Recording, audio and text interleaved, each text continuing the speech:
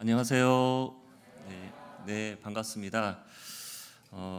2019년 상반기 천안교회 교회학교 학부모 교육을 시작하고자 합니다. 교육 주제는 마땅히 행할 길을 아이들에게 가르치라라는 말씀으로 교재를 하고자 합니다. 지금 저희 오른쪽에 중고등부 학생들이 앉아 있는데요. 왜 앉아 있을까요? 네, 맞습니다. 특별 찬양을 준비했는데요. 먼저 진행 순서를 말씀드리면 특별 찬양 중고등부 학생들이 있을 겁니다. 주님 한 분만으로 찬양이 있을 거고요. 다음에 황인수 전도사님의 기도와 말씀이 있겠습니다. 그리고 말씀이 끝나고 나서 유초등부 그리고 중고등부 운영 결과 그리고 2019년도 남은 계획들 발표하도록 하겠습니다. 그리고 바로 각 지정된 장소로 교제하도록 하겠습니다. 그러면 말씀에 앞서 우리 중고등부 학생들이 준비한 주님 한 분만으로 특별 찬양을 듣고 그리고 전도사님의 말씀을 듣도록 하겠습니다.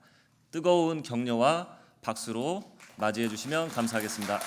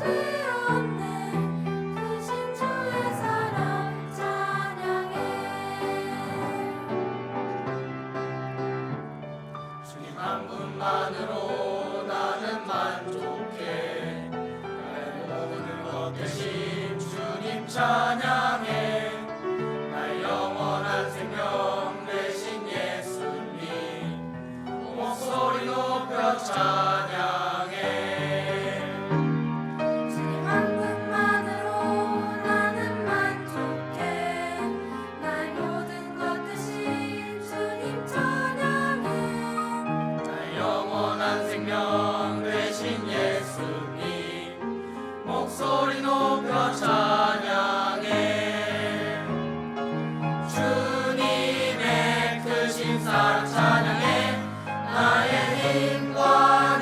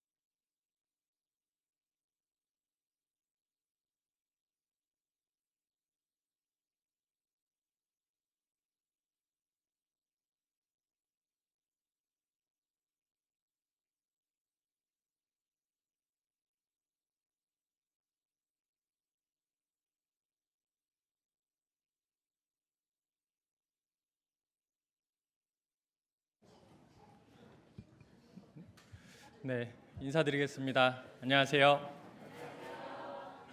네, 반갑습니다. 네, 찬양 더 듣고 싶죠? 찬양 들으면서 뒤에서 보면서 이런 생각이 좀 들었습니다. 내가 저 나이 때 구원 받았는데 하나님 알지 못하고 살았으면 지금 뭐 하고 있을까? 그 생명의 말씀이 내 마음에 심겨져서 내가 참된 길, 생명의 길을 걸어가고 있구나. 주님께서 베풀어 주신 참 그 사랑에 감사하구나.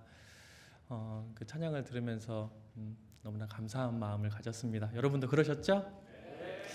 저 우리 중고등부 형제 자매님들이 나중에 한 주님이 오시지 좀 더디 오신다면 아마 이 교회 가운데에서 또 전도인도 세워질 테고 봉사회장으로서 또 청년회장으로서 어머니 회장으로서 귀하게 쓰임 받으실 거 상상되세요?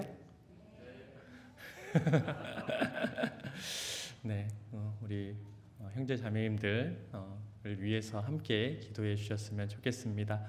함께 기도하고 시작하겠습니다.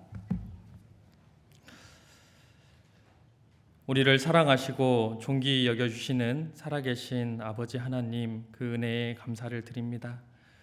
저희를 구원하여 주셨을 뿐만 아니라 이렇게 교회 가운데 두시고 날마다 시마다 지켜주시고 인도하여 주심 또한 감사드립니다. 또한 저희에게 귀한 태의 열매를 허락해 주셔서 하나님의 자녀로 성장할 수 있도록 청지기로서 잘 다스리라고 맡겨주셨습니다. 하나님께서 허락해 주신 이 귀한 자녀들, 하나님을 경외하는 자녀로 잘 가르칠 수 있도록 저희에게 지혜와 능력을 허락해 주시길 원합니다. 주님의 지혜를 구하고자 이렇게 말씀 앞으로 나아왔습니다. 각자에게 필요한 말씀을 주님께서 들려주시고 듣고 잊어버리는 것이 아니라 생활 가운데 적용하고 변화된 가정으로 세워주시기를 간절히 기도드립니다. 또한 담임 목사님 일행 몽골 동부권 교회들 더욱 믿음을 굳게 하시고 귀한 선교 일정을 하고 계십니다.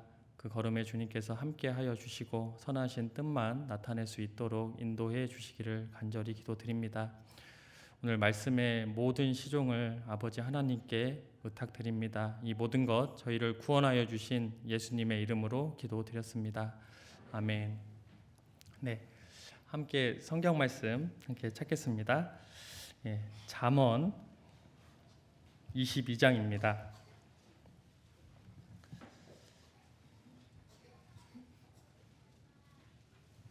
잠언 22장 5절 6절 말씀을요 찾으셨으면 함께 읽도록 하겠습니다. 패역한 자의 길에는 가시와 올무가 있거니와 영혼을 지키는 자는 이를 멀리 하느니라. 마땅히 행할 길을 아이에게 가르치라. 그리하면 늙어도 그것을 떠나지 아니하리라. 이 자리가 저에게는 굉장히 부담스러운 자리입니다. 제가 과연 이 자리에 서야 되나 이런 마음도 들었고요. 담임 목사님께서는 몽골 동부권 선교 중에 계시고 또 차기범 목사님께서는 또 서귀포 교회 이미 바다를 건너가셨습니다. 계시고 우리 하구노 목사님은 또 갈릴리 학교 말씀을 하고 계셔서 교회 학교를 담당하고 있어서 이제 이 자리에 주님께서 세워주셨습니다. 부담스럽지만 순종하는 마음으로 이 자리에 섰습니다. 함께 유익한 시간이 되었으면 좋겠습니다. 자녀 교육 어려우시죠? 안 어려우세요? 저는 이제 학생회 때에서부터 교회 가운데 있었고 또 청년 때 이제 교회학교 봉사를 하고 있어서 아이들을 어떻게 가르쳐야 될까라는 고민들을 종종 하곤 했었습니다. 근데 막상 그것이 현실이 되지 않으니까 굉장히 막연했습니다. 근데 이렇게 교육을 받았음에도 불구하고 막상 자녀가 생겼을 때요, 제가 가지고 있었던 두 가지 오해가 있었습니다. 하나는 우리 아이가 교회에 잘 나오고 있고 또 암송도 곧잘 하고 또 어린이 천국잔치나 또 중고등부 학생 집회에 참여하고 있다. 그 정도면 훌륭하게 신앙생활하고 있네 라고 생각을 했던 것 같습니다. 교사의 입장으로서 바라보니까 그랬던 것 같아요. 근데 그러한 모습으로 충분할까요? 어떠세요? 16세기, 17세기 청교도들은 자기의 신앙이 굳게 서 있다는 것을 무엇으로 확인했냐면요. 가정 가운데에서 가정 교제를 하고 있는지, 자기가 1대1로 하나님과 교제하는 시간이 있는지 이것을 먼저 살펴보았다고 합니다. 사실 우리 아이들이요, 학생들이 교회 가운데 교회 학교에 나와서 하나님의 말씀을 듣기도 하고 함께 교제도 하고 또 전도 집회가 있을 때는 함께 전도도 하고 있습니다. 그런데 이 모습으로 충분하냐? 결코 그렇지 않습니다. 우리가 성막을 보면 성막 안에 뜰이 있고 성소가 있고 지성소가 있습니다. 뜰 앞에서 제물들을 막 칼로 잡고 피를 흘려서 받고 막 번제단을 태우고 하는 많은 사람이 왔다 갔다 하죠. 마치 그 모습은 우리가 교회에 나와서 같이 일하고 봉사하고 교제하고 있는 그 모습과 같습니다. 그런데 이것으로 충분하지 않습니다.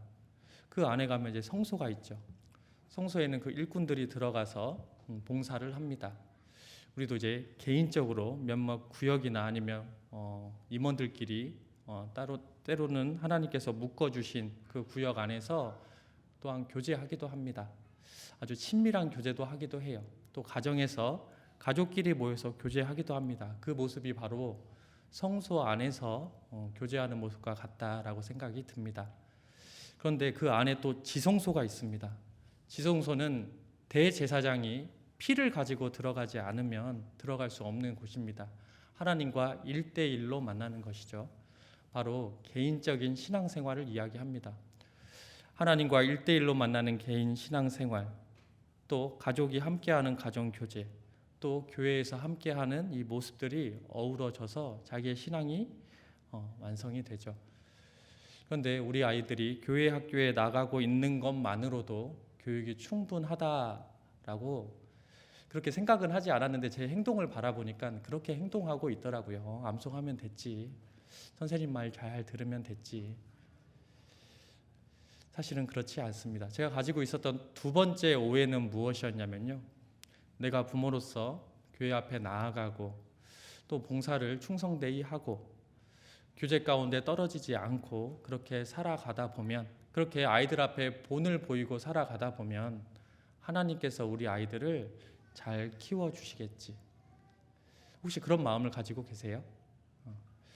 분명히 아이들 앞에 본을 보이는 모습이 부모로서 해야 될 모습인 것은 마땅한 일이죠.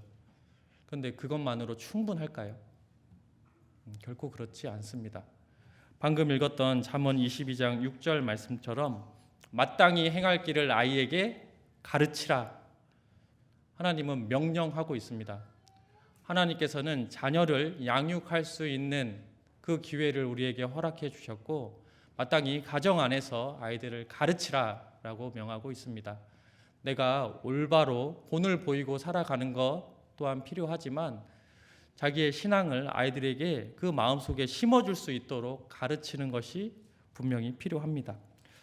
그래서 오늘 이 잠언 22장 이 5절, 6절 말씀을 통해서 말씀드리고 싶은 것은 정말 어느 때에 교육을 해야 될까? 교육의 시기는 언제일까를 한번 생각해 보려 합니다. 두 번째는 지금 그 교육의 시기를 아이에게 가르치라 하는 거 보니까 아이 때 가르치라고 이야기할 것 같죠. 또 하나는 그럼 그 아이 때 가장 그 마음에 심어줘야 될 것은 무엇일까? 또 함께 좀 생각해 보려 하고요. 세 번째는 마땅히 행할 길을 아이에게 가르치라고 했죠. 그래서 마땅히 행할 길이 어떤 것들이 있는지 말씀을 통해 함께 교훈받고자 합니다. 우리 5절 다시 한번 보겠습니다. 5절, 6절에 보면 서로 이렇게 대칭이 되고 비교가 되고 있는 구절들이 있습니다. 한번 제가 읽어보겠습니다. 패역한 자의 길에는 가시와 올무가 있거니와 영혼을 지키는 자는 이를 멀리하느니라. 첫 번째는요, 패역한 자가 나오고 영혼을 지키는 자가 나옵니다. 영혼을 지키는 자는 그렇죠, 항상 깨어서 근신하며 살아가는 삶. 하나님 앞에 하나님을 닮은 그 영이 너무나 존귀하기 때문에 그 영이 그 죄로 인해서 진실함과 깨끗함에서 부패할까 두려워하는 마음을 가지고 살아가는 그 사람들이 바로 영혼을 지키는 자들이죠. 그 반대의 모습이 바로 패역한 자입니다. 패역한 자는 이제 꼬여 있다, 뒤틀려 있다 이런 뜻을 가져 있거든요.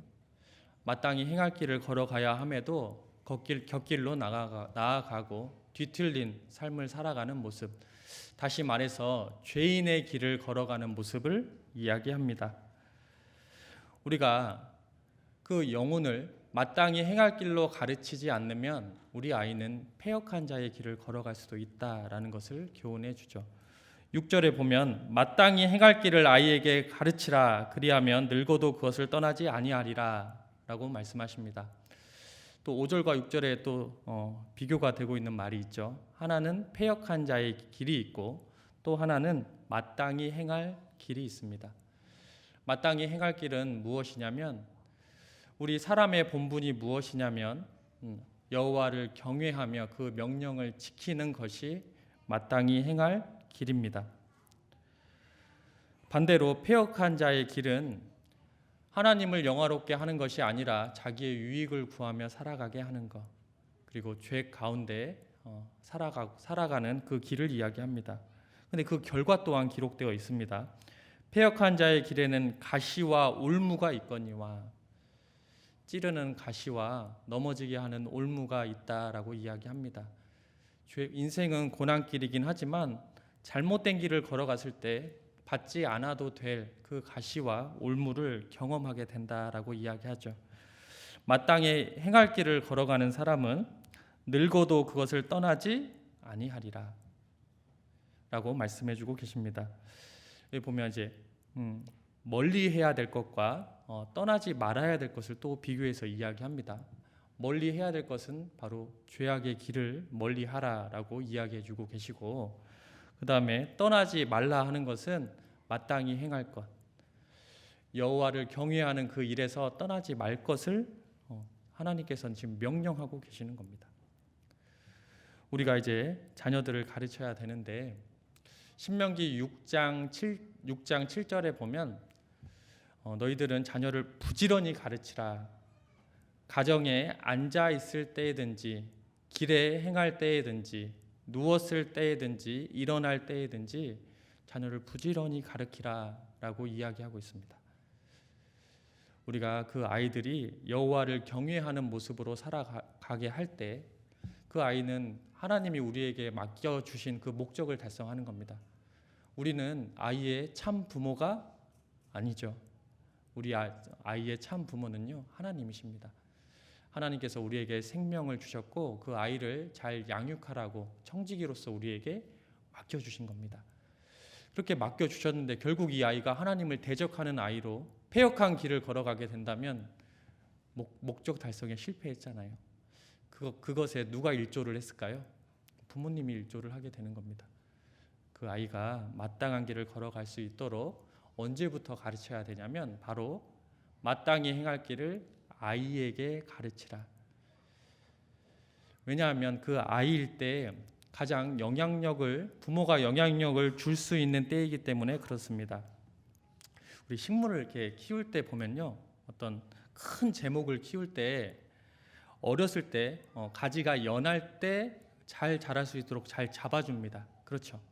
그 가지가 굳어지면요, 나중에 고치려고 해도 잘 고쳐지지 않아요. 또 그 가지가 자라는데 그 원줄기 있잖아요. 원줄기가 끊어지잖아요. 그러면 곧바로 그 나무는 자라나지 못합니다. 옆에서 가지가 나와가지고요, 좀 이렇게 모습이 곧바로 자라지 않는 그런 이제 모습이 되게 되죠. 하늘 향해서 곧게 올라가는 그 원가지, 그것은 어찌 보면 여호와를 경외하는 신앙의 근본을 이야기할 수 있습니다. 어렸을 때 그것을 심어주지 않고 그 원가지가 잘린 상태에서 격가지만 무성한 가지가 되면요, 하나님 앞에 결론은 쓸모없는 사람이 되게 됩니다. 그 원가지를 올바로 잡아주고 세워줄 수 있을 때는 언제냐? 바로 어렸을 때입니다. 우리 아이를 어렸을 때 마땅히 행할 길로 인도해 주어야 되는 거죠. 그래서 성경은 이 아이 때 가르치라라는 말을 반복하고 있습니다. 근데 이 아이는 제가 원어를 찾아보니까 이제 그 젖먹이 아이들 있잖아요. 그리고 청소년기의 아이들까지 그 기간을 이야기를 하더라고요. 그러니까 젖먹이 아이 때부터 여호와를 경외하는 것에 대해서 마땅히 행할 것에 대해서 가르치라라고 이야기하는데요. 몇 구절만 좀 찾아보겠습니다. 여기 잠언 22장 찾았는데요. 15절 한번 보시죠. 15절 같이 읽겠습니다. 아이의 마음에는 미련한 것이 얽혔으나 징계하는 채찍이 이를 멀리 쫓아내리라. 여기 보면 교육의 대상을 또 명확히 이야기하고 있죠. 누구죠? 아이라고 분명히 이야기하고 있습니다. 한 장 넘기셔서 23장 13절 14절을 같이 읽겠습니다. 아이를 훈계하지 아니치 말라. 채찍으로 그를 때릴지라도 죽지 아니하리라. 그를 채찍으로 때리면 그 영혼을 음부에서 구원하리라. 여기도 훈계의 대상을 명확히 명시하고 있습니다. 누구죠? 아이입니다. 아이 때 교육하는 것이 굉장히 중요합니다. 제가 잠깐 칠판을 사용할 텐데요. 마이크가 없어서.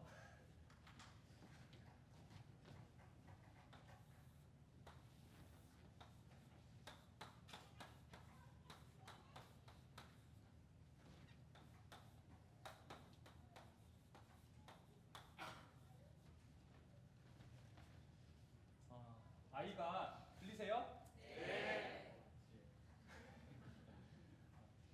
아이가 어렸을 때부터 자라나는데요. 어렸을 때는 부모의 책임이 큽니다. 부모가 해주지 않으면 모든 걸 할 수가 없어요. 동물들은 태어나자마자 자기가 네 발로 걷고 뛰고 자기가 먹을 것을 찾아서 행하지만 우리 사람은요, 그럴 수가 없습니다. 부모의 도움이 없으면 아이는 살 수가 없어요. 어리면 어릴수록 부모의 책임이 커집니다. 성장하면 성장할수록요, 부모가 계속 개입하고 이야기해주고 가르쳐야 될 것들은 줄어듭니다. 반대로 아이들은 어렸을 때는 할 수 있는 게 별로 없습니다. 근데 성장하면서 아이의 책임이 커지게 되죠. 근데 어느 때에 아이들한테 영향력을 크게 미칠 수 있느냐, 사람에게 있어서 바로 이 아이 때입니다. 나중에는 가르쳐 보려고 해도요, 자기의 자아가 이미 형성되어 있기 때문에 잘 바뀌지 않아요. 그 마음을 언제 심어줘야 되냐면 아이 때 심어주는 게 굉장히 중요합니다. 우리의 연수를 80으로 잡으면 이 아이 때, 청년기 때를 한 20까지 잡아보면요, 인생의 4분의 1 지점, 그 시기 때 아이를 올바로 가르치지 않으면 그 아이는 평생 마땅히 행할 길을 아이에게 가르치라, 그리하면 늙어서도 그것을 떠나지 아니하리라 그러죠. 어렸을 때 가르쳤던 것이 늙을 때까지 간다라는 게 교육의 법칙입니다.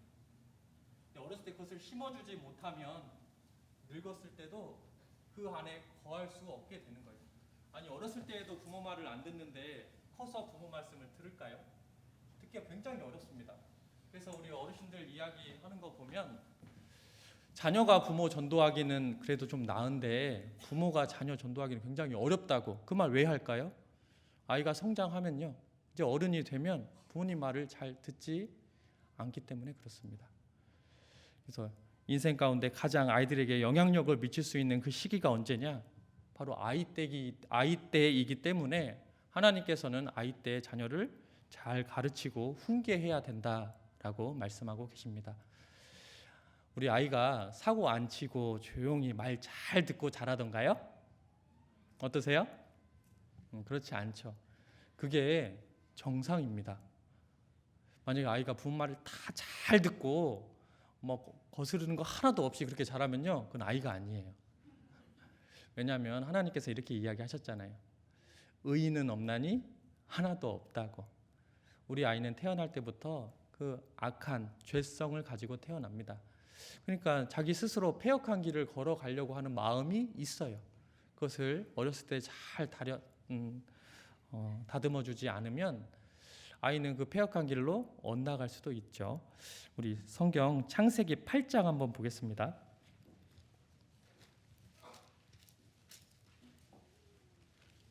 창세기 8장 21절입니다.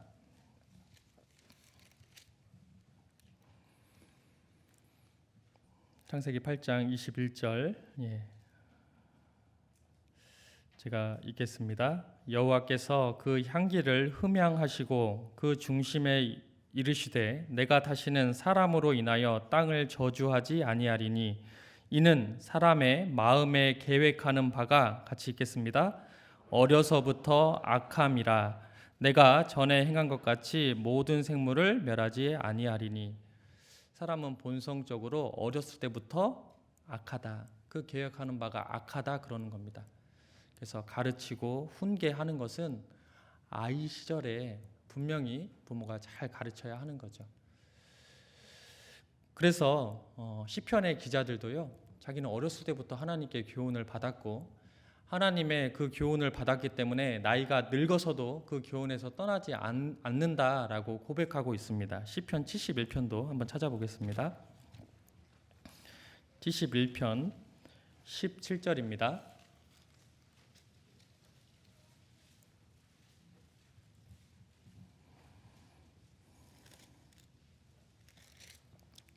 예, 17절 같이 읽겠습니다.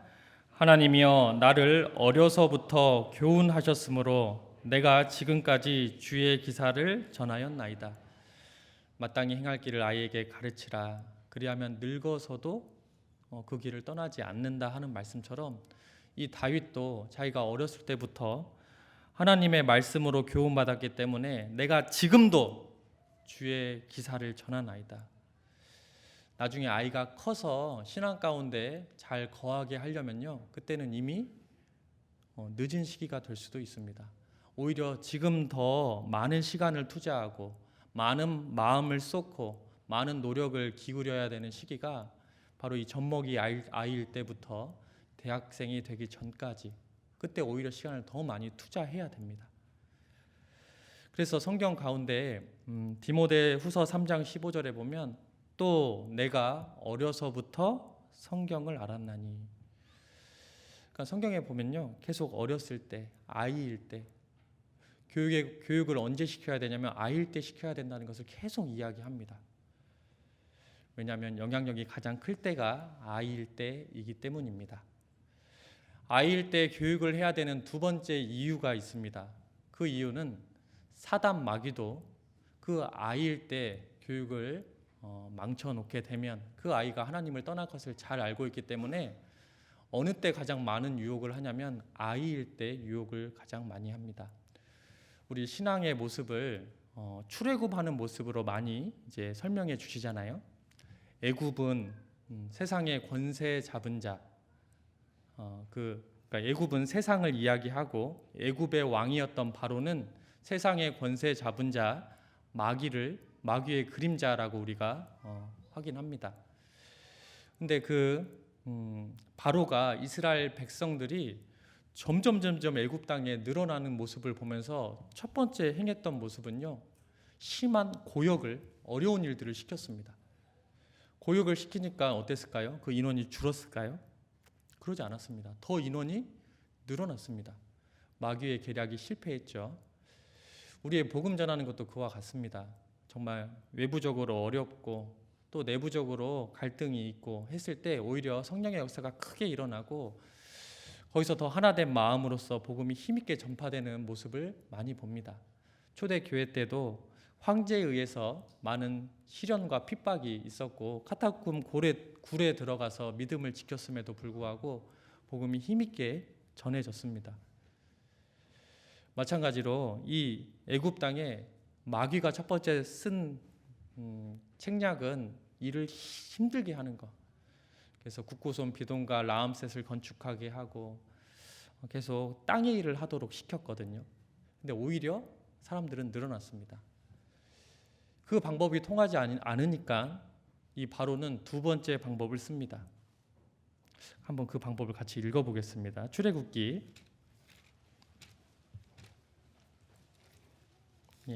출애굽기 1장입니다.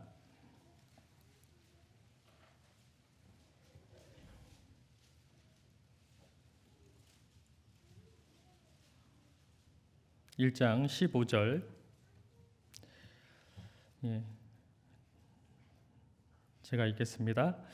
애굽 왕이 히브리 산파 십부라라 하는 자와 부하라 하는 자에게 일러 가로되, 같이 읽겠습니다. 너희는 히브리 여인을 위하여 조산할 때에 살펴서 남자여든 죽이고 여자여든 그는 살게 두라.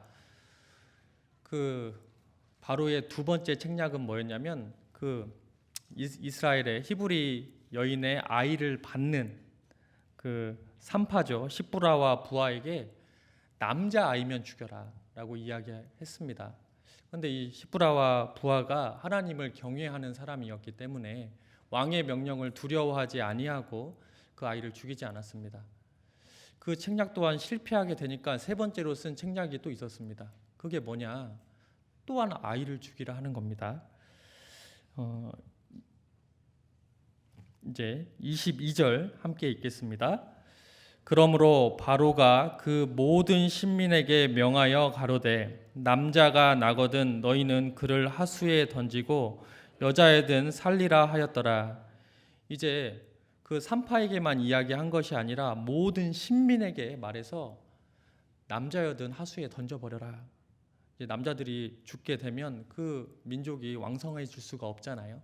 이스라엘 백성이 강해지는 것을 막기 위해서 남자아이들을 이제 다 나일강에 던지라라고 이야기를 한 겁니다. 이 모습을 보면 이 사단 마귀는 언제 공격을 하냐면요, 아이일 때 공격을 합니다. 왜냐하면 가장 쉬울 뿐 아니라 확실한 방법이기 때문에 그렇습니다. 예수님 때도 마찬가지였습니다. 동방 박사가 와서 경배하고 하는데 헤롯이 보니까 메시아가 났다. 근데 그 경배하러 왔던 사람들이요, 헤롯 땅에 다시 오지 않고 피해서 돌아갔어요. 그것이 분노해가지고 이제 만 2살, 그때 당시로 만 2살 밑으로 해서 다 아이들을 죽이라 이야기하잖아요. 왜요? 가장 쉽고 확실한 방법이 어렸을 때 공격하는 것이기 때문에 그렇습니다. 지금도 마찬가지입니다. 아이가 어렸을 때에 마땅히 심어줘야 될 것을 심어주지 않으면 그 마음속에 세상의 것이 넘쳐서 들어옵니다. 결국 그 아이는 하나님을 경외하는 자가 되는 것이 아니라 하나님을 떠나는 자녀가 될 수 있습니다. 우리 출애굽기 2장 우리 1절부터 6절까지 한번 같이 읽어보겠습니다. 레위 족속 중 한 사람이 가서 레위 여자에게 장가 들었더니 그 여자가 잉태하여 아들을 낳아 그 준수함을 보고 그를 3달을 숨겼더니 더 숨길 수 없이 되매 그를 위하여 갈상자를 가져다가 역청과 나무진을 칠하고 아이를 거기 담아 하숫과 갈대 사이에 두고 그 누이가 어떻게 되는 것을 알려고 멀리 섰더니 바로의 딸이 목욕하러 하수로 내려오고 시녀들은 하숫가에 거닐 때에 그가 갈대 사이의 상자를 보고 시녀를 보내어 가져다가 열고 그 아이를 보니 아이가 우는지라. 그가 불쌍히 여겨 가로되 이는 히브리 사람의 아이로다. 우리가 아이를 키울 때 그 시기가 굉장히 중요한데요. 제가 또 설명을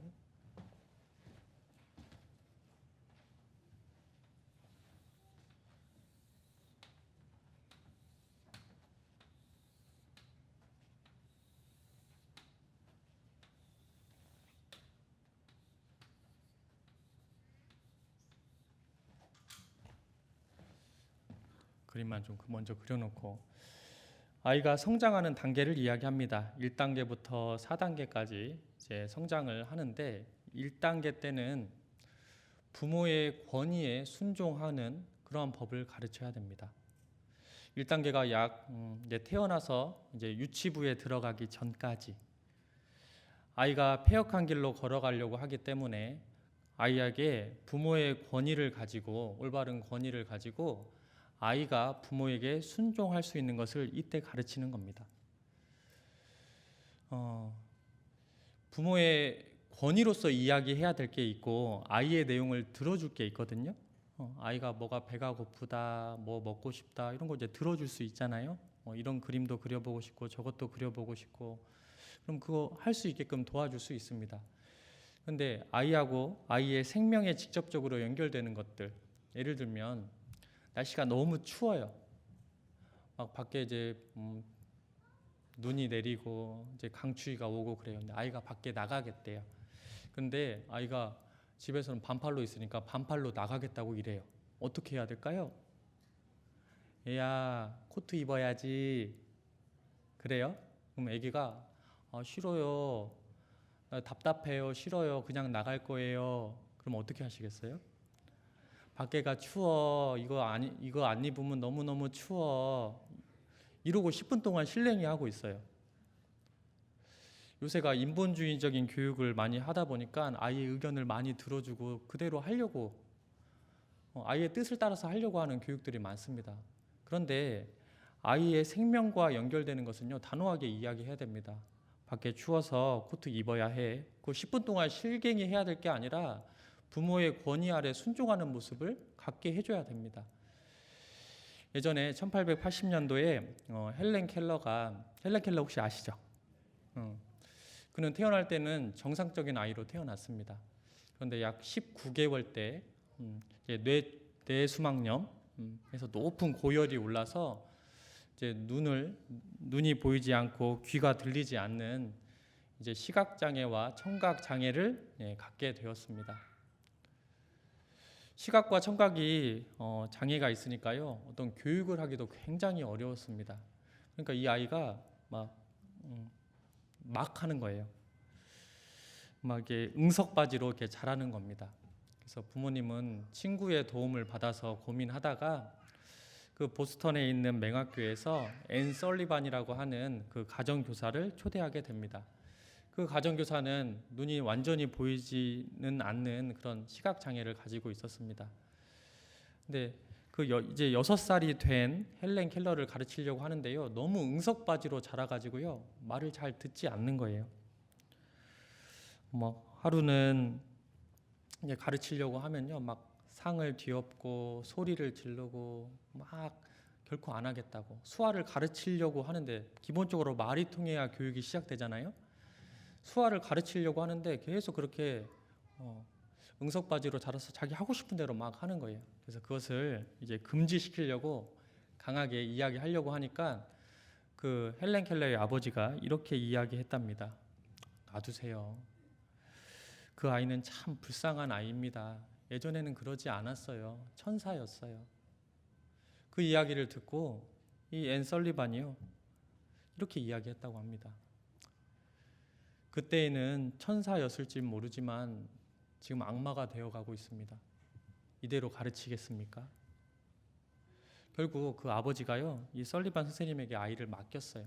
오두막에 가가지고 상을 뒤엎으려고 하면 손을 꽉 잡고 하지 못하도록 막 소리를 지르고 자기 마음대로 하려고 하면요 힘을 탁 주어가지고요 하지 못하도록 그렇게 하니까 계속 이제 힘겨루기를 했거든요. 결국 헬렌 켈러가 그렇게 하면 안 되는구나 라고 그 권위 앞에 순종하게 됩니다. 내가 이 사람의 말을 들어야 되는 거구나, 내가 힘으로 할 수가 없는 사람이구나 라는 것을 알게 되는 순간 자기가 절제해야 되는 것이 무엇인지 알고 순종해야 될 것이 무엇인지 알고 교육을 받기 시작하게 되는 겁니다. 우리가 운동할 때도 마찬가지입니다. 운동선수가 먼저 코치의 권위 아래 딱 순종이 되어야 교육을 받을 수가 있습니다. 코치가 하자는 대로 해야 되는데 자기 마음대로 해요. 그럼 가르칠 수 있을까요? 결코 가르칠 수 없습니다. 저기 보이는 1번 저 시기가 바로 부모의 권위와 그 권위에 순종하는 시기가 저 1번 시기입니다. 아이한테 그것을 가르쳐야 되는 거예요. 요즘 부모님들은 이것을 잘 안 해요. 막 아이들이 막 뛰어다니고 막 이래요. 뭐 말씀 시간이 아니고 교제 시간이 아니고 그러면요 어때요? 내버려 둬야죠. 아이들은 원래 그렇게 뛰어다니고 소리 지르고 하니까 어떤 계단을 올라가려고 그래요. 그러면 조금은 위험하지만 자기가 몸을 이렇게 잘 이렇게 다스릴 수 있을 정도의 아이라면 놔두세요. 넘어져도 손 닦아주면 돼요. 그런데 이제 교제 시간입니다. 말씀이 전해지고 있습니다. 아이가 막 돌아다니면서 소리 지르고 와서 피아노 치고 이러고 있어요. 어떻게 해야 돼요? 어떻게 해야 돼요? 나도 애야 그러면 안 돼. 아이 참 그러면 안 된대도 그래야 돼요? 데리고 나가야죠. 지금 이 시간엔 하면 안 돼. 이게 부모의 권위로서 이야기하는 겁니다. 권위라는 것은 막 소리 지르고 윽박 지르고 하는 게 아닙니다. 아이에게 그것이 지금 필요하기 때문에 데리고 가서 하면 안 된다는 것을 알려주는 거죠. 그렇게 권위 아래 순종하는 마음이 되었을 때 2단계로 가기가 쉽습니다. 2단계는 그 구체적인 훈련의 단계입니다. 마치 이제 코치가요 이제 아이들을 가르칠 때 이제 구분 동작으로 하나하나 반복해서 알려주는 그 시기. 어쩌면 이제 유치부부터 초등학교 6학년 때까지 정도의 시기를 이야기합니다. 그때는 이제 말씀은 어떻게 보는 건지, 어떻게 찾는 건지, 암송은 어떻게 하는 건지, 왜 교제를 해야 되는지, 기도하면 우리에게 어떤 유익이 있는지, 기도는 어떻게 하는 건지 어디서 가르쳐 줘야 될까요? 가정에서 가르쳐야 됩니다. 말로 가르치는 것이 아니라 행함을 통해서 하나하나 가르쳐 주고 쉽게 돼요? 안 되죠. 좋은 습관들은 쉽게 안 돼요. 어떻게 해야죠? 반복해야 됩니다. 일주일에 한 번 교회 학교 가서 말씀 듣고 암송하는 걸로는요 그 습관이 들 수가 없어요.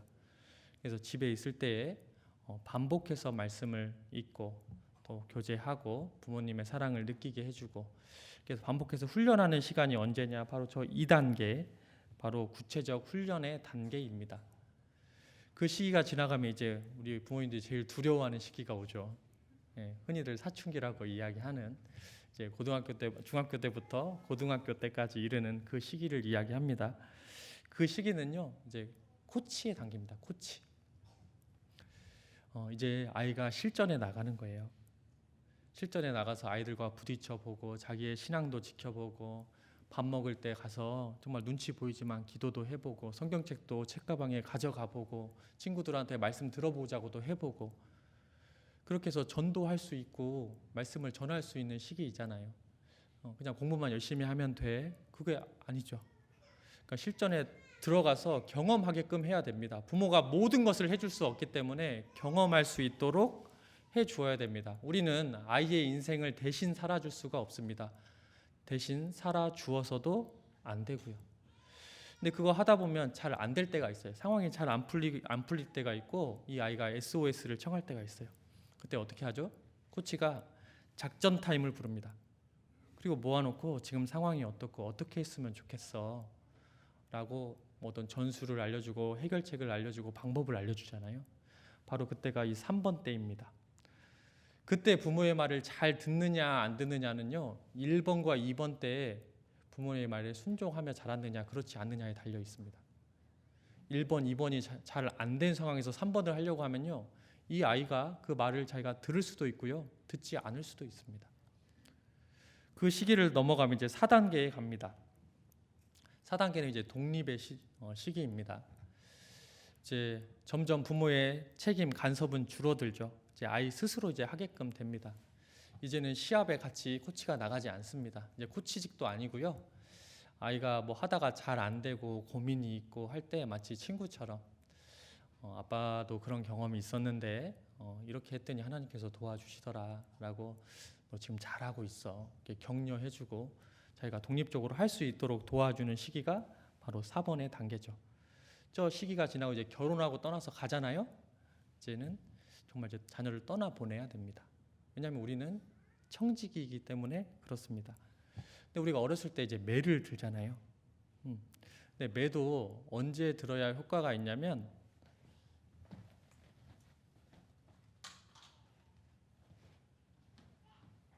부모의 책임이 커 있을 그때 회초리를 사용할 수 있습니다.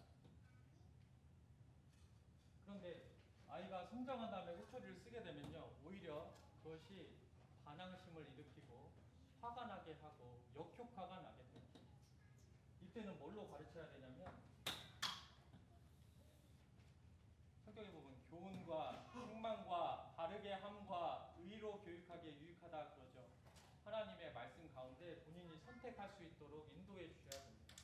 근데 그 올바른 자기 생명과 직결된 것들, 또 정직에 관한 것들, 성실에 관한 것들, 신앙에 관한 것들, 자기 영원한 생명에 관한 것들, 이런 것들은요, 저 어렸을 때 심어질 수 있도록, 만약 아이가 끝까지 막 힘겨루기 할 때 있거든요. 그때는요, 규칙을 정해놓고 하지 않을 때는요, 회초리를 들을 수 있습니다. 그게 마음에 깊이 박힐 수 있도록 너무나 중요한 거기 때문에 그렇습니다. 그래서 아이를 단계별로 잘 가르쳐야 되는데, 그 중에서 언제가 제일 중요하냐면 바로 이 아이 때 가르쳐야 되는 거예요. 그래서 성경은 자녀 교육은 언제 해야 되느냐? 아이 때 하라고 이야기합니다. 그럼 도대체 언제까지 가르쳐야 돼요? 이런 말 하시게 되잖아요. 성경은 그 답도 이야기합니다. 창세기 2장 함께 보겠습니다. 2장 24절입니다. 창세기 2장 24절 함께 읽겠습니다. 이러므로 남자가 부모를 떠나 그 아내와 연합하여 둘이 한 몸을 이룰지로다. 여기 부모를 떠나라고 기록되어 있죠. 언제일까요? 바로 이제 결혼했을 때. 우리는 계속 어찌 보면 자녀를 떠나 보내는 연습을 하고 있습니다. 지금 내 품에 있는 아기가 조금 한 2돌만 지나잖아요. 그럼 어디 보내요? 어린이집으로 떠나 보내요. 안 가려고 막 울고 쓸고 해요. 어때요? 보내요. 그렇죠? 좀 연습시키죠. 조금 크면 이제 초등학교 입학시킵니다. 좀 더 멀리 떠나 보내요. 좀 더 크면요, 이제 군대에 가기도 하기도 대학으로, 어찌 보면 이제 대학이 뭐 기숙사나 이렇게 들어가서 떨어져 있기도 하고, 또 군대에 보내기도 하고, 최종적으로는 시집장가 보내면서 떠나 보낼 겁니다. 어차피 시집장가 딱 보내면서 저희 구역에 어떤 자매님이 이야기하더라고요. 야, 지금까지 이제 가르쳤으니까 이제 AS 없다. 이제 네가 알아서 해야 된다. 이야기해요. 사실 그 이후에 막 어떻게 책망하고 가르치고 한다고 되지 않죠. 본인이 그 길을 선택할 수 있도록 그 사이에 말씀을 심어주는 것이 중요합니다. 우리는 아이를 언제까지 가르쳐야 되느냐? 바로 부모를 떠날 때까지 가르쳐야 됩니다. 그 아이가 비록 대학에 가서 잠시 부모님하고 함께 물리적으로 살지 않는다 할지라도 그때까지도 교육해야 됩니다. 아직 부모의 품 안에 있기 때문에 그렇습니다. 그런데요, 이제 그 아이 때 무엇을 심어줘야 될지도 우리가 같이 고민해 봐야 됩니다. 우리 아까 찾았던 출애굽기 2장 다시 한번 보겠습니다.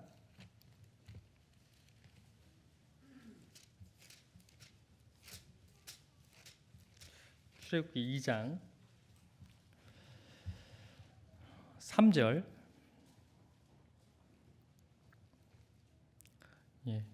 3절 한 절만 같이 읽겠습니다. 더 숨길 수 없이 되매 그를 위하여 갈상자를 가져다가 역청과 나무진을 칠하고 아이를 거기 담아 하숫과 갈대 사이에 두고. 여기 이제 산의 아이면 나일강에 던지라 했는데요, 부모가 그 아이가 너무 아름다운 아이임을 보고 숨겼어요. 석 달을 숨겼어요. 근데 더 이상 숨길 수 없게 되자 갈상자를 만들고 거기에 역청과 나무진을 칠해서 아이를 그 안에 두고라고 기록되어 있죠. 그리고 나일강에 떠나 보냅니다. 우리가 여기서 생각해 봐야 될 게 있습니다. 하나는 부모가 그 아이를 갈상자 안에 넣었다고 그랬죠. 갈상자는 무엇을 이야기하냐면 이제 영어 성경에 보면 아크로 나옵니다. 노아의 방주도 아크죠. 노아의 방주는요, 구원의 방주입니다. 이 갈상자도 물에 빠져 죽을 수밖에 없는, 원래는 다른 아이들은 나일강에 빠져서 죽었어요. 근데 죽을 수밖에 없는 아이들을요, 갈상자 안에 넣습니다. 갈상자 그 바깥에는 역청과 나무진을 칠해 놓았습니다. 이 아이를 갈상자 안에 넣었다는 것은 무엇을 의미하냐면 바로 구원받는 아이가 되게 해야 된다는 겁니다. 하나님의 최우선의 성경을 가르치는 목적은 아이가 구원받게 하기 위함입니다.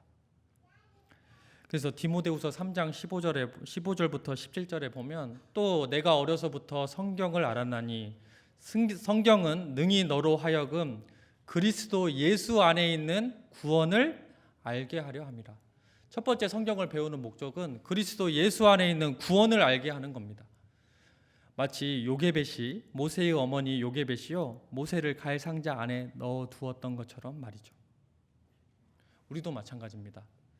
아이가 먼저는 세상적으로 공부 잘하는 것보다 구원을 받을 수 있도록 도와주셔야 돼요. 어떤 어린이 천국잔치를 하고 중고등부 숙박 집회를 하고 학원에서 뭐가 있고 집안에 어떤 큰 행사가 있다 할지라도 미리 계획돼 있는 거잖아요. 말씀 안에 듣고 점검할 수 있도록 자기 신앙이 정말 믿음이 확고한지 점검할 수 있도록 해야 됩니다. 이 세상에서 가장 슬픈 일이 있다면 어떤 일일까요? 제 생각엔 이렇습니다. 나에게서 태어난 아이가 구원받지 않는 것. 더욱이 부모는 천국 가는데 자녀는 갈 수 없는 것. 더욱이 그 부모가 구원받은 부모임에도 불구하고 또한 자녀가 교회 학교에서 교육을 받았는데도 불구하고 그 아이가 천국에 갈 수 없는 것. 어찌 보면 가장 슬픈 일이 아닐까요? 정말 이 많은 교회 중에서 정말 하나님께서 성령의 역사가 일어나는 그 교회 가운데 있으면서도 그 아이가 구원받지 못하고 영원한 불못에 들어가는 것. 우리가 모든 것을 뒤로하고 막아야 될 일이지 않을까요? 요게벳은 그 자녀 모세를요 갈 상자 안에 넣었습니다. 구원받는 자녀가 될 수 있도록 도왔다는 그런 교훈을 우리가 받을 수가 있죠. 사도 바울도 이방인의 사도다라고 이야기하지만 자기 동족을 너무너무 사랑했습니다. 자기가 끊어질지라도 그들이 구원받기를 원한다 이야기하죠. 여기 잡아 놓으시고요. 로마서 9장 한번 보겠습니다.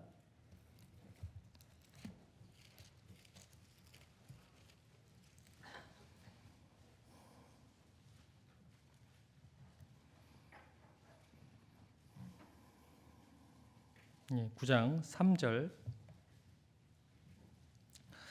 3절 같이 읽겠습니다. 나의 형제 곧 골육의 친척을 위하여 내 자신이 저주를 받아 그리스도에게서 끊어질지라도 원하는 바로다. 우리가 이 사도 바울과 같은 마음이 있어야 됩니다. 사도 바울은 자기 민족을 위해서 이러한 마음을 가졌죠. 근데 우리는 더한 마음을 가져야 돼요. 우리 자녀거든요. 우리 자녀가 이 그리스도에게서 끊어져서 불못에 들어가는 것을 지켜만 볼 수 있습니까? 공부해야 돼서 어쩔 수 없어요. 아이가 지금은 관심이 없어요. 그렇게 말하기 전에 아이를 어렸을 때부터 말씀 안에서 자기가 믿음이 정말 있는가 없는가 확인할 수 있도록 도와주셔야 됩니다. 그런데 이렇게 또 이야기하면요 잘못 오해하시는 분이 있어요. 옛날에 제가 같이 교제했던 한 자매님이요 어렸을 때 어떻게 구원받았는지를 이야기하시는 거예요. 근데 아직도 그게 잠잘 때 생각이 난대요. 뭐냐면 그 마가복음 말씀을 찾아주면서 내 손이 너를 범죄케 하거든 찍어버리라. 내 눈이 너를 범죄케 하거든 빼어버리라. 내 발이 범죄케 하거든 잘라버리라. 막 이런 말씀이 있잖아요. 어떤 선생님이요 너 정말 구원받고 싶냐고, 너 정말 손 자르면서라도 구원받고 싶냐고, 그 어린 나이에 초등학교 2학년 나이에 계속 그렇게 물어봤다는 거예요. 그걸 상상을 해보니까 너무 무섭고 지금도 그 생각이 난다고 그래요. 저희 교회 학교에서는 주의하는 게 있습니다. 특히 어렸을 때 제일 공포심을 갖는 게 어떤 거냐면요, 특히 이제 휴거. 아이들한테 가장 큰 공포는 부모님과 떨어지는 겁니다. 막 휴거 장면 보면 막 부모는 이렇게 있고 아이는 막 올라가 있고 부모님하고 떨어지고 이런 장면들을 보면요 천국에 대해서 그 사모하는 마음, 또 마지막 때를 자기가 생각하는 그런 마음을 갖는 게 아니라 오히려 공포심을 갖고 이 성경을 멀리하게 되는 경우가 있어요.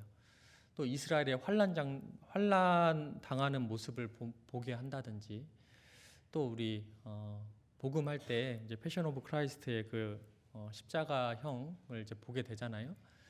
아이들한테는 저희들 그걸 초등학교 시절에는 보여주지 않습니다. 교회 학교에서도 보여주지 않습니다. 특히 아이들 성인 집회에 데려오실 때 있으시잖아요.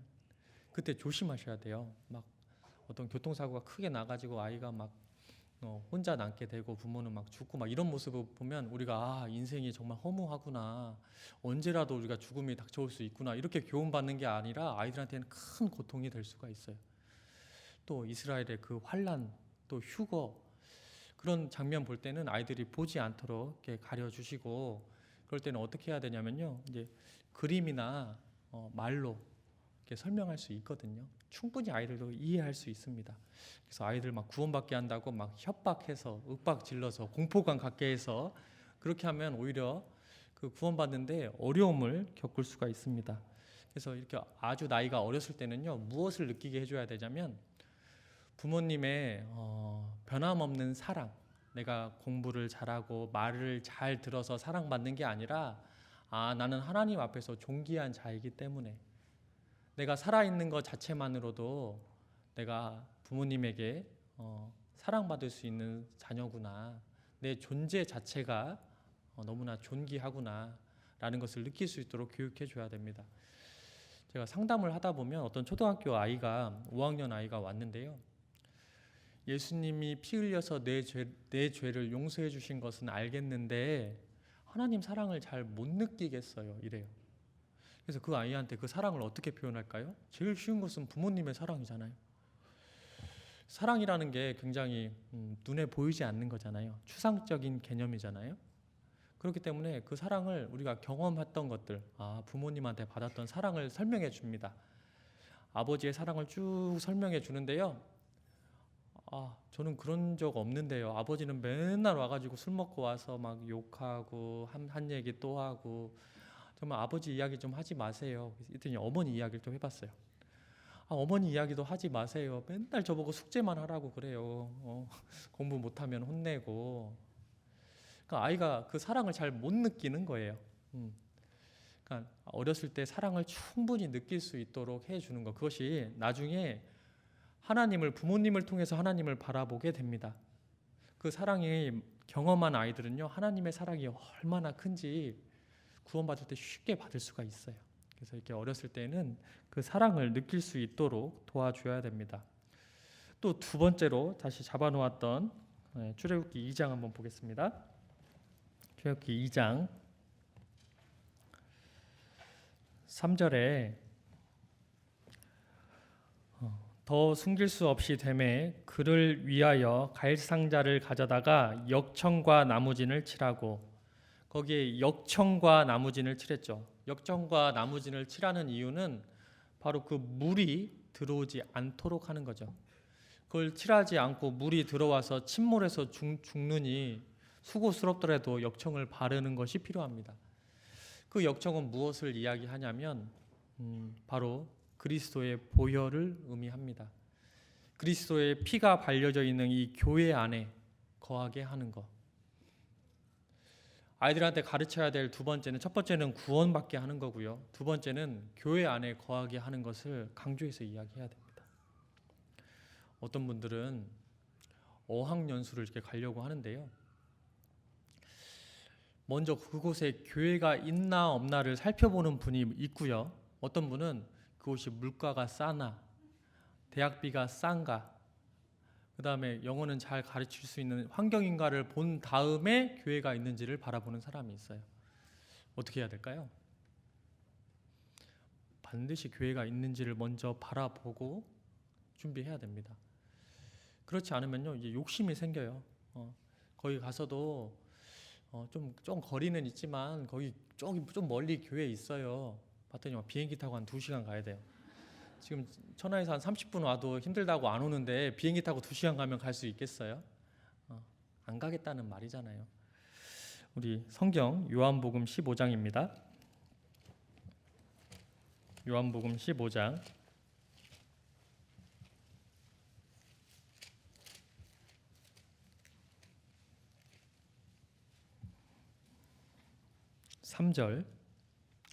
3절부터 6절까지의 말씀을요, 같이 읽겠습니다.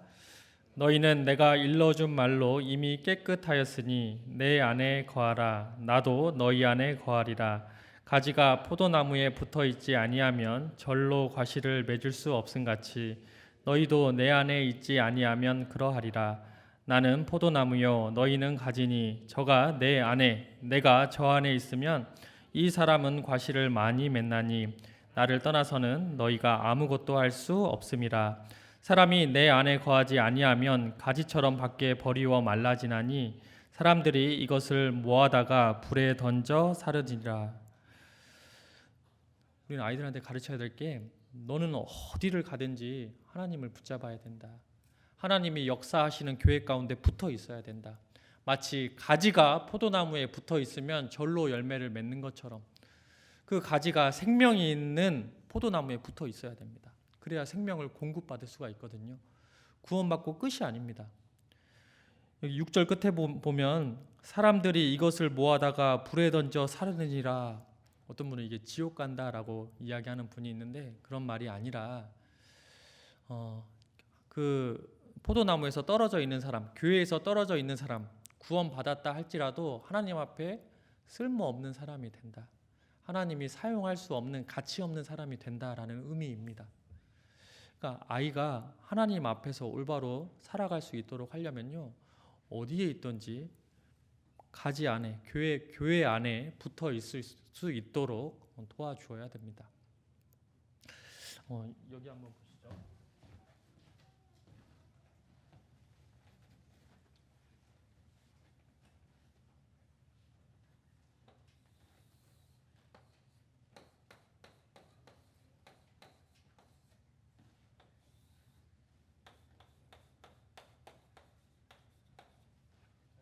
신앙도 좋고 세상에서도 공부도 잘해요. 우리는 이러한 모습을 아이들한테 기대하고 계시죠? 네. 욕심도 많으셔요. 근데 두 번째, 신앙은 좋은데 세상에서는 별로 보잘것이 없어요.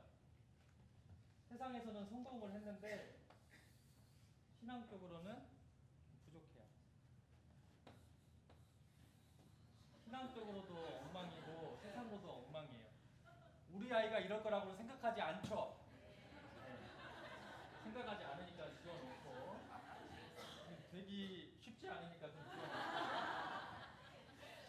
이 둘 중에 만약에 선택을 하라고 하면 2번을 선택하시겠어요? 3번을 선택하시겠어요? 2번. 다 그렇게 이야기하세요. 그런데 전도 집회 하면 아이를 왜 안 보내세요? 전도 집회가 늦게까지 해요. 10시까지 성인 시간에 맞춰서 해요. 근데 중간에 우리 아이는 일찍 재워야 돼요. 특별한 병이 있어서 그러면 어쩔 수 없는데 아이가 일찍 자고 일찍 일어나게 한다고 그것 때문에 데려가는 분이 계실 수도 있어요. 우리가 말은 그렇게 하지만 그렇게 그것과 다른 모습으로 살아갈 때가 있습니다. 그런데 한번 보세요. 여기에서 신앙을 붙잡고 사는 사람은 하나님께서 세상에서도 성공할 수 있도록 도와주십니다. 대표적인 모습이 요셉이죠. 요셉은 억울하게 형들에게 팔려서 종살이하게 됩니다. 또 억울하게 감옥에까지 가게 돼요. 근데 끝까지 그는 신앙을 지킵니다. 어떻게 하셨죠? 하나님께서 총리 자리에 서게끔 해주셨습니다. 다니엘도 그렇죠. 포로로 끌려갔습니다. 하지만 왕의 진미로 나를 더럽히지 않겠다 뜻을 정하고 신앙 가운데서 살았습니다. 하루에 3번 정해진 시간에 창문을 열어놓고 이스라엘 향해서 기도했습니다. 믿음을 지키니까 하나님께서 총리의 자리에 오르게 해주시잖아요. 그런데 여기 한번 보세요. 내가 우선 성공해보고 나중에 좀 커서 신앙 지켜보겠다 하면요, 하나님은 이렇게 옮겨주십니다. 대표적인 게 가룟 유다 한번 보세요. 그는 돈에 욕심이 있었습니다. 결국 예수님 옆에서 사도로서 귀한 자리를 얻을 수 있음에도 불구하고 그 돈 때문에 포기하고 가죠. 신앙을 저버리는 자가 되었습니다.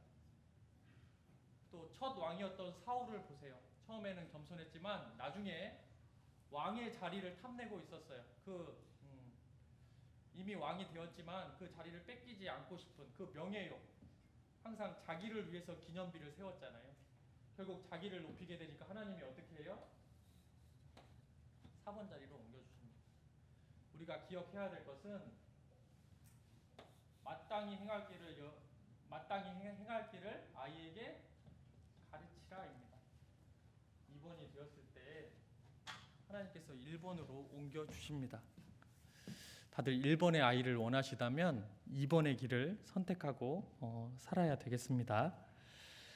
우리 마땅히 행할 길을 알려주시는 분은 누구실까요? 하나님이십니다. 성경에도 그렇게 말씀하십니다. 이사야 48장입니다.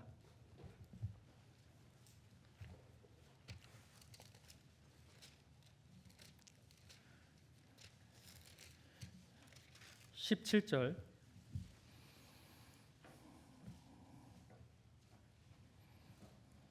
17절부터 19절을 함께 읽겠습니다. 너희의 구속자시오 이스라엘의 거룩하신 자이신 여호와께서 가라사대 내가 내게 유익하도록 가르치고 너를 마땅히 행할 길로 인도하는 너희 하나님 여호와라. 슬프다 내가 나의 명령을 듣지 아니하였도다. 만일 들었다면 내 평강이 강과 같았겠고 내 의가 바다 물결 같았을 것이며 내 자손이 모래 같았겠고 내 몸의 소생이 모래 알갱이 같아서 그 이름이 내 앞에서 끊어지지 아니하였겠고 없어지지 아니하였으리라 하셨느니라. 여기 보면 하나님의 사랑의 모습이 담겨져 있습니다. 너희의 구속자시오 이스라엘의 거룩하신 이이신 여호와께서 가라사대. 하나님께서는요 이스라엘을 구원해 주셨습니다. 애굽 종살이 할 때 출애굽을 통해서 구원해 주시고 광야의 척박한 그 땅에서도 불기둥과 구름기둥으로 그들을 지켜주셨습니다. 그들의 구속자가 되셨죠. 그리고 그들을 지키시고 보호해 주셨습니다. 그 하나님께서 너무나 이스라엘 백성을 사랑하기 때문에 나는 내게 유익하도록 가르치고 너를 마땅히 행할 길로 인도하는 너희 하나님 여호와라. 우리 부모님이 그러죠. 공부해라 공부해라. 내가 나 잘 되려고 하는 거냐 너 잘 되려고 하는 거지 이런 말 많이 하시잖아요. 사실 부모의 마음이 그렇습니다. 아이가 잘 되길 원하는 마음이 있으시잖아요. 하나님도 마찬가지입니다. 하나님께서도 그 이스라엘 백성이 하나님의 그 법과 규례를 따라서 살아가기를 원했습니다. 그래서 마땅히 행할 길을 규례와 법도를 통해서 가르쳐 주시고 그걸 지키며 살아가게끔 했잖아요. 법도와 규례를 주신 것은 그 자유를 뺏으려고 큰 무거운 짐을 지워주려고 하는 것이 아니라 마땅히 행할 길로 갈 수 있도록 도와주려고 규례와 법도를 주셨습니다. 저희가 교회 학교 안에서 이렇게 자라면요, 애들이 술도 안 마시고 담배도 안 피고 노래방도 안 가고 제가 그랬거든요. 그런데 그 옆에 대학교 친구들이 야, 너 무슨 재미로 사냐 막 이래요. 근데 너무 재밌거든요. 불편함이 없거든요. 그렇죠. 그 규례와 법도에 내가 들어가 있으면요 불편함이 하나도 없어요. 근데 규례와 법도 밖에 있는 사람이 그 안에 들어오려고 하면 그게 무거운 짐이 되고 막 자유를 빼앗기고 하는 것 같잖아요. 아이들이 어렸을 때부터 그 규례와 법도 안에서 자라게 하는 것, 그것이 자연스럽게 되는 것, 그것이 하나님을 경외하며 살아갈 수 있도록 도와주는 길이 됩니다. 근데 이스라엘 백성은 끝까지 듣지 않았어요. 그래서 18절에 슬프다 내가 나의 명령을 듣지 아니하였도다. 만일 들었다면 내 평강이 강과 같았겠고 내 의가 바닷물결 같았을 것이며. 하나님은 더 좋은 것을 순종하면 더 좋은 것을 주려고 다 기다리고 계신데 결국 이스라엘 백성이 순종하지 않았습니다. 마땅히 행할 길은 누가 알려주시냐면 하나님께서 알려주십니다. 이 성경, 법도와 규례를 통해서 우리에게 알려주시죠. 이 성경 가운데 살아갈 수 있도록 도와주셔야 됩니다. 우리 아이가 행복하게 살아가기를 원하십니까? 그러시죠? 전부 다 아이를 사랑하고 우리 아이가 사랑하는데 불행한 길로 가기를 원하시는 부모는 단 한 사람도 없을 겁니다. 하나님도 마찬가지입니다. 그들이 행복자로 살아가길 원했습니다. 우리 신명기 10장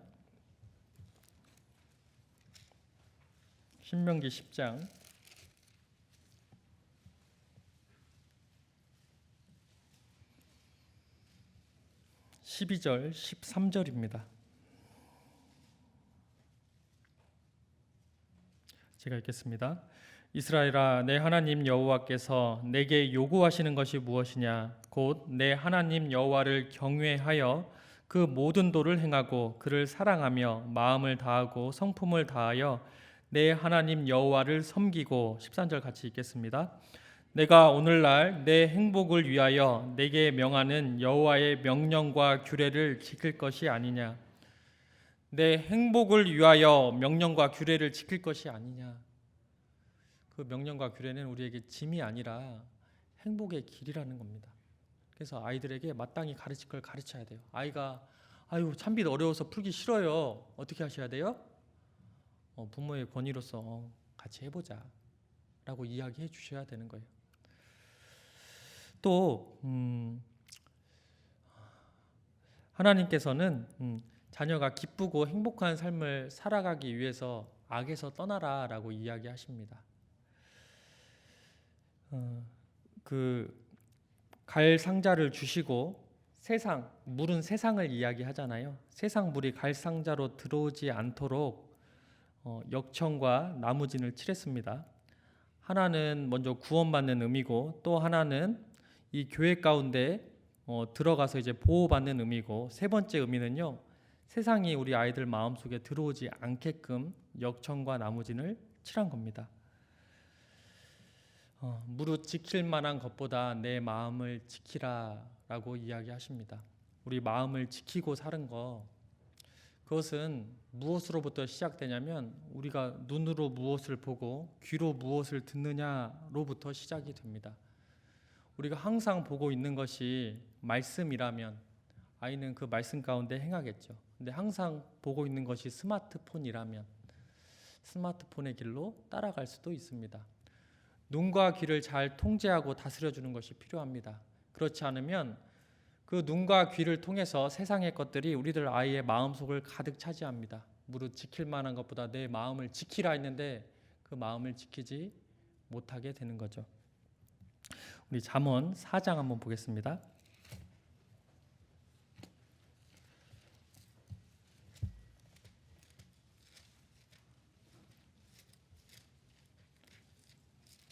잠언 4장 20절 제가 읽겠습니다. 내 아들아, 내 말에 주의하며 나의 이르는 것에 내 귀를 기울이라. 귀를 어디에 기울이라고요? 그 말에. 21절 그것을 내 눈에서 떠나게 말며, 이번에는 눈입니다. 그 말씀으로부터 눈이 떠나지 말게 하며 내 마음속에 지키라. 그것은 얻는 자에게 생명이 되며 그 온 육체의 건강이 됨이니라. 무릇 지킬 만한 것보다 더욱 내 마음을 지키라. 생명의 근원이 이에서 남이라. 우리 아이들이 영육간에 건강한 자녀로 자라게 하기 위해서는요, 하나님의 것을 곁에 두고 보고 듣게 해야 됩니다. 그렇지 않고 세상의 것들 보고 듣게 하면요, 그 세상의 것들이요 내 마음속에 들어와서 온통 차지하게 되는 거죠. 결국 그 길을 따라가게 됩니다. 제가 안타까운 게 있습니다. 뭐가 안타깝냐면요, 우리 조이 카페 있죠. 조이 카페 의미가 혹시 뭔지 아세요? Jesus first, 예수님이 먼저다. Others second, 그다음에 이웃이 그 다음이다. 그다음에 yourself third, 우리 자신은 세 번째다. 이런 뜻을 앞자를 따서 조이 카페라고 했어요. 우리 아이들이 정말 하나님을 1번으로 삼고 그 조이 카페에 다 이렇게 앉아 있더라고요. 그래서 너무 기분이 좋았어요. 근데 가서 봤더니 뭐 하고 있었냐면요, 핸드폰을 보고 있어요. 게임을 엄청 하는 애들이 이렇게 모여 있어요. 근데 더 중요한 것은 뭐였냐면요, 그 콘센트 꽂는 데 있잖아요. 거기에 꽂고 거기에 다 모여 있는 거예요. 거기가 자리가 없으니까 사무실 앞에 그 밑에 콘센트가 있는데 그 땅바닥에 앉아가지고요 아이들이 모여서 거기서 게임하고 있어요. 제가 그걸 보면서 우리 아이들이 하나님과 연결되어야 되는데 전원선하고 연결되어 있는 거예요. 그 스마트폰으로부터 아이를 보호하고 지켜야 됩니다. 근데 그것보다 더 슬픈 것은 뭐냐면요, 우리 부모님의 마음의 태도입니다. 부모님이 힘들어요. 그러면 아이들한테 스마트폰 주고 야 이거 하고 있어 그래요. 스마트폰은요 놀라운 마력이 있습니다. 첫 번째, 아이들을 조용히 시킵니다.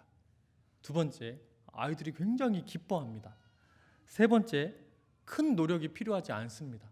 네 번째, 자기 휴식 시간이 보장이 되는 거예요. 그러니까 너무 쉽게 아이들한테 스마트폰 주고요 그걸 하라고 하는 거예요.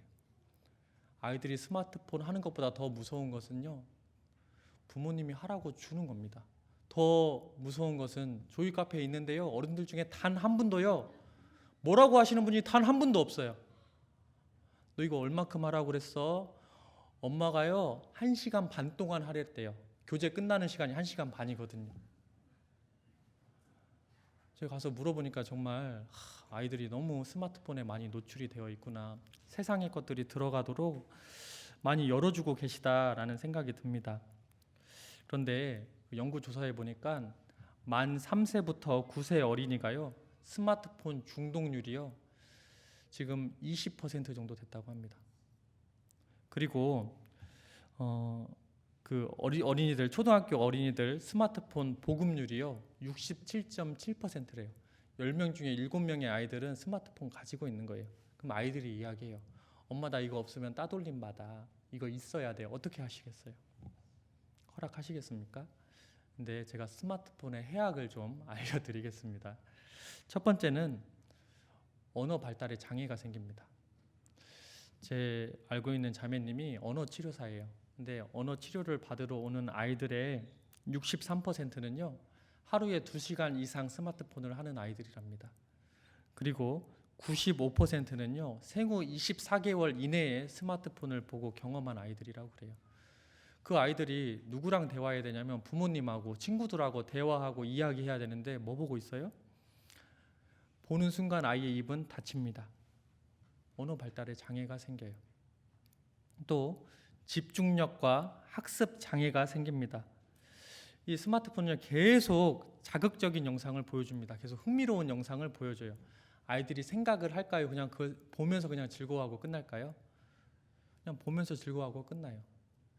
아이들이 집중하려면요 지루함을 먼저 느껴야 돼요. 책은 어떤 아이들이 보냐면요 지루한 아이들이 봐요. 이제 할 거 없다 하니까 이제 책 보기 시작해야 돼요. 근데 계속 핸드폰 보고 있으면 지루할 틈이 없어요. 책 볼까요? 안 봅니다. 그래서 우리들이 공부할 때 항상 책상에서 앉아 있는 것부터 연습하잖아요. 그 지루함을 극복해야 그 다음에 책이 보이거든요. 근데 계속 그 스마트폰으로 그 마음을 다 채워주는 거예요. 그럼 아이들은 생각하지 않습니다. 요새 왜 이렇게 복음이 전해지지 않냐면 젊은이들이 생각하지 않아요. 생각하지 않는 시대가 되었습니다. 스마트폰만 보고 있거든요. 또 이 아이들은 사회성이 발달에 저하가 생깁니다. 첫 번째는 기다리지 못합니다. 성경은 사랑은 오래 참고 또 모든 것을 참고 견딘다라고 이야기하잖아요. 그게 하나님이 원하시는 그 사랑의 모습입니다. 근데 모든 것이 다 채워져요. 심심하면 보고 있으면 재미있고 막 레벨이 올라가고 아이템이 구해지고 막 뭔가 되어 있는 것처럼 항상 보이니까요. 그것에 쏙 빠져 들어가 있습니다. 근데 그건 사이버상의 세상이고요. 현실은 그럴까요? 아니에요. 현실은 참고 인내하고 고난을 이겨내고 기다리고 이것이 세상의 모습이잖아요. 그러니까 스마트폰 세상 안에 들어와 있는 아이들은 현실에 와서 사회 적응이 어려운 거예요. 그리고 계속 그걸 보고 있는 동안 막 이렇게 도파민이 계속 분비되면서 행복감을 느낀대요. 그 행복은 진짜 행복일까요? 거짓 행복입니다. 마치 그 사단이 아담과 하와를 깰 때 너희가 그 선악과를 먹으면 그가 먹는 날에 눈이 밝아지리라 그랬어요. 눈이 밝아지는 게 좋은 것처럼 보이지만 그것은 행복이 아니었습니다. 죄의 길로 들어가는 모습이었잖아요. 아이들도 보면서 즐거워하는 모습 보면서 부모님 행복하세요? 아이를 중독시키고 있는 모습일 수 있습니다. 사회성이 저하되니까 이제 어려운 일을 당할 때 어떻게 하냐면, 예전에는 힘들고 누가 힘들고 아파하고 뭐 병원에 입원하고 이러면 어떻게 했어요? 막 죽 싸고 가서 위로하고 가서 위로의 말도 전해주고 시간도 같이 보내주고 했어요. 근데 요즘 아이들 어떻게 하는 줄 아세요? 트위터에 슬프다, 힘내, 트위터로 보내고 끝내요. 그게 위로의 방법이에요. 아이가 스마트폰에 계속 중독되어 있으면요, 사회성도 없어지고 어려움을 함께 공감하는 것도 힘듭니다. 근데 우리 TV는 거짓말을 해요. 광고에서 보면요, 딱 집에 거실에 한 60인치 TV가 딱 설치되어 있고요, 온 가족이 딱 둘러 앉아서 차 한 잔 마시고 서로 행복해하는 모습으로 TV 광고 나오죠. 근데 실제 현실은 그런가요? 가면요, 각자 방마다 TV가 따로 있어요. 자기 보고 싶은 거 따로 있다고 방마다 같이 다 들어가 있어요. 그리고 집에서는 대화 하나도 안 해요. SNS를 통해서 해외에 있는 많은 분들하고 이야기는 하는데 정작 가장 가까운 가족과는 이야기 안 하고 있어요. 이 스마트 기기, 그것들이 우리의 아이의 마음과 모든 것을 차지해 버리면요, 아이들이 생각하지 않고 구원받기 어려운 모습이 될 수 있습니다. 우리는 막 요새 막 교육용 앱이라고 해가지고 막 이 스마트폰을 활용해서 막 공부하잖아요. 사실 그것보다 더 중요한 것은 직접 눈으로 보고 익히고 따라하게 하는 게 더 효과적입니다. 예전에 이스라엘의 그 하브루타 교육을 모방하려고 우리 한참 유행했어요. 지금도 유행하고 있는데, 그래서 집에서 TV 없애신 분들 많죠. 그리고 집에 그 거실을요, 책장으로 이렇게 다 쌓아놨어요. 그리고 넓게 공부할 수 있는 책상도 딱 놓고, 그 하브루타는 그 모습과 똑같아요. 근데 정작 하브루타는 이제 서로 이제 주고받고 이야기하거든요. 공유하고 생각을 나누고 자기가 발표하게끔 하고. 왜냐하면 우리가 듣고 끝나면요, 듣는 즉시 1시간 후부터 잊어버리기 시작합니다. 이제 1시간 후에 50%가 잊어버린대요. 또 하루가 지나면 70%를 잊어버린대요. 한 달이 지나면 80%를 잊어버린대요. 이것을 기억하게 하려면 어떻게 해야 되냐면, 자기가 요약해보고 그것을 말로 표현해보고 직접 경험해보고 하면 그것이 자기 것으로 오래도록 남는답니다. 그래서 그렇게 서로 앉아서 이야기하고 해야 되는데, 모습은 하브루타 모습으로 다 해놓고 어때요? 가르치지 않아요. 이렇게 스마트폰 딱 주고 공부하라고 그래요. 그러니까 겉형식만 그런 모습이죠. 우리 신앙교육도 마찬가지입니다. 겉으로 아이가 뭐 암송하고 있고 교회 학교 잘 나가고 있고 하는 것이 아이의 모든 신앙교육이다, 그렇게 생각하지 마시고, 내가 가정의 부모로서 무엇을 가르쳐야 될지, 마땅히 행할 것을 가르쳐야 됩니다. 마땅히 행할 것은 이런 것들입니다. 너무 세상의 책들을 보면요, 뭘 해야 될까 더 혼란스러워요. 뭘 해야 되냐면, 우리 지금까지 교회에서 계속 배우고 있는 것들입니다. 신앙을 지키기 위해서 첫 번째, 말씀. 평생에 자기 옆에 두고 읽어서 내 하나님 여호와 경외하기를 배우며. 그렇죠. 계속 매일마다 가르쳐야 됩니다. 그것은 반복을 이야기하거든요. 마땅히 행할 길을 아이들이 습관이 되려면요, 반복해야 됩니다. 어떤 사람은 뭐 21일이면 된다라고 연구하는 사람도 있고 66일이 걸린다는 사람들도 있습니다. 아무튼 중요한 것은 반복하는 겁니다. 두 번째는요, 교제입니다. 아이들이 교제 가운데 나아올 수 있도록 해야 됩니다. 모이기를 패하는 자의 습관과 같이 하지 말라라고 기록되어 있죠. 모일 수 있도록 교회에 모임이 무엇이 있는지 부모님이 체크하고, 아이가 그 시간에 나가 있는지 없는지 그 정도는 확인해 주셔야 할 거 아니에요. 또 가정 안에서 가정 교제를 정해놓고 그 시간 함께 교제할 수 있는 시간을 한번 마련해 보십시오. 세 번째는 기도입니다. 기도하면 집이 변화가 생깁니다. 저도 처음에 집에 딱 들어가서 골방에 들어가서 기도하는데, 아이들이 딱 와가지고요, 살펴시 보더니 가요. 엄마한테 이야기합니다. 엄마, 아빠가 기도해. 근데 그게 좋은가 봐요. 자매가 더 잘해주더라고요. 우리 형제님들 가서 일부러 아이들 앞에서 하지는 마시고 집에 가서 골방에 들어가서 한 10분이고 15분이고 한번 기도해 보십시오. 그리고 아이가 학교 갈 때 문 앞에서 아이들의 손을 잡고 기도해 주세요. 그리고 아이가 잠들기 전에 같이 둥그렇게 앉아서 한마디씩 기도해 보세요. 자기 기도 한번 이야기하고 옆에 아이가 이야기하고 엄마가 이야기하고 마지막에는 남편이 아빠가 마무리 기도하고 연습해 보세요. 또 말씀 기도 교제 또 하나는 전도하는 모습입니다. 혹시 학부모님들 중에 어린이 천국잔치와 중고등부 숙박집회 때 우리 아이 보내기만 하면 된다 이 정도 생각하고 계시면 큰 오산입니다.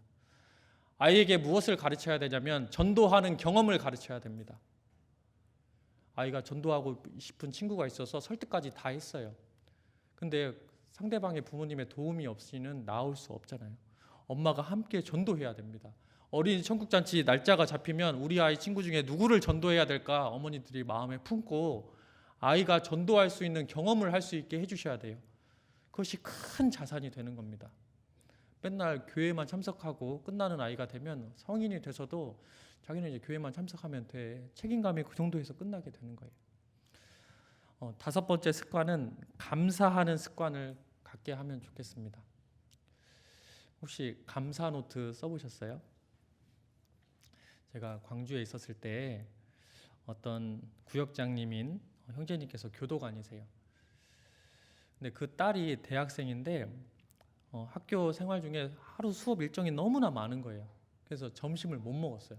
그러니까 마음의 불평과 불만과 이렇게 힘들다고 막 하루가 너무 힘들다고 이러고 있는데 우연히 아버지의 감사 노트를 본 거예요.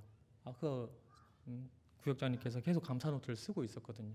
근데 거기에 뭐라고 적혀 있었냐면 점심을 먹지 못한 것이 감사합니다. 왜 점심을 먹지 못한 게 감사하지? 나는 이렇게 힘든데. 그 재소자 중에 유일하게 재소자를 만날 수 있는 시간이 점심시간인 거예요. 그 시간에 말씀 같이 듣고 전도했던 거예요. 그래서 점심 먹지 못했던 게 감사합니다. 이분에게 그 시간에 말씀을 전할 수 있게 해주셔서 감사합니다. 이렇게 기록되어 있어요. 그걸 보고 이 딸이요 바뀌는 거예요. 마음이. 이렇게 어려운 상황 속에서도 감사할 수 있는 거구나. 지금 저희 집에서 하고 있는 건데 한 페이지에는 자녀들이 하루 동안에 감사했던 거 적어보고요. 한쪽에는 부모님이 감사했던 거 한번 적어보세요. 매일. 그리고 아이들과 그걸 가지고 한번 교제해 보세요. 그런 습관들이 자리 잡혔을 때 아이가 신앙적인 올바른 길로 가는데 밑거름이 될 거라고 분명히 확신합니다. 그래서 오늘 시간이 다 되었는데요. 핵심은 교회 학교의 교육을 다 맡겨서는 안 된다. 참 교육의 주체는 가정이다. 또 언제 가르쳐야 되느냐? 아이였을 때 가르쳐야 된다. 더 그때 시간과 마음과 물질을 더 쏟아서 그 아이일 때 가르쳐야 된다. 또 그 아이가 구원받게 해야 되고 교회 안에 거하게 해야 되고 세상의 것들이 들어오지 않도록 보호해주는 역할을 부모님께서 어렸을 때 가르치고 교육해야 된다. 그리고 마땅히 행할 길, 말씀, 기도, 교제, 전도, 감사하는 마음 가질 수 있도록 이렇게 가정에서 이렇게 교제해 주셨으면 좋겠습니다. 잠깐 기도하겠습니다. 우리를 사랑하시는 아버지 하나님, 주님의 크신 사랑과 은혜에 감사를 드립니다. 우리 중고등부 학생들이 찬송했던 것처럼 주님 한 분만으로 만족하는 삶을 살아갈 수 있도록 또 나의 모든 것 되신 주님을 찬양하며 나의 영원한 생명 되신 그 주를 기억하며 살아갈 수 있도록 주님께서 인도해 주옵소서. 여기 두 손 모아 기도하고 있는 우리 귀한 학부모님들, 우리 성도님들에게 주님의 지혜와 능력을 주셔서 자녀들을 더욱 올바르게 마땅히 행할 길을 가르치며 살아갈 수 있도록 도와주시기 원합니다. 이 이후의 모든 시간도 하나님께서 유익한 시간으로 채워주시길 원하며 예수님의 이름으로 기도드렸습니다. 아멘.